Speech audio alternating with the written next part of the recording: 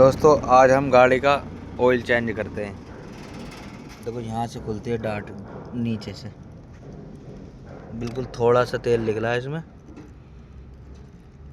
3-4 kilometre चलती तो CG हो जाती।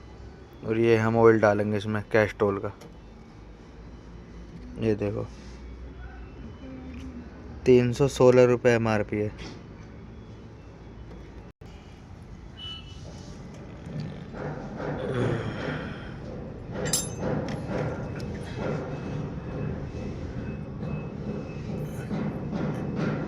इतने से तेल में तो सीजी हो जाती गाड़ी। 4-5 किलोमीटर चलती सीजी हो जाती। नुकसान हो जाता घना ही मोटा। हम इसको कसते हैं।